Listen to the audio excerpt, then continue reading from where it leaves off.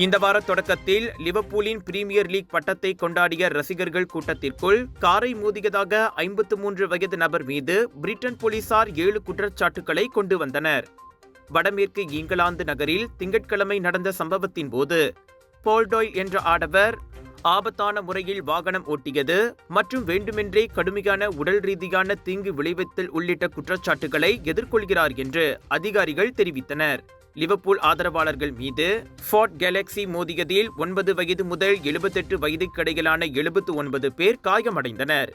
7 மருத்துவமனையில் இன்னமும் சிகிச்சை பெற்று வருகின்றனர். லிவர்பூல் புறநகர் பகுதியைச் சேர்ந்த டாயில் கொலை முயற்சி, போதைப் பொருளுடன் வாகனம் ஓட்டியது மற்றும் ஆபத்தான முறையில் வாகனம் ஓட்டுதல் ஆகிய குற்றச்சாட்டுகளின் பேரில் திங்களன்று கைது செய்யப்பட்டார்.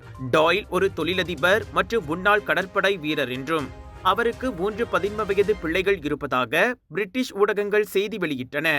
ராஜயோகாவின் மங்களகரம் நிறைந்த தனித்துவம் கொண்ட சூடம், ராஜயோகாவின் தெய்வீக நறுமணம் நிறைந்த அகர்பத்திகள் மற்றும் இயற்கையான நறுமணம் கொண்ட ராஜயோகாவின் சாம்பிராணிகள் என பூஜைக்கான தேவைகளை உங்களிடம் கொண்டு வருகிறார்கள் ராஜயோகா. இது ஒரு சிம்லா மார்க்கெட்டிங்கின் தரமான வெளியீடு.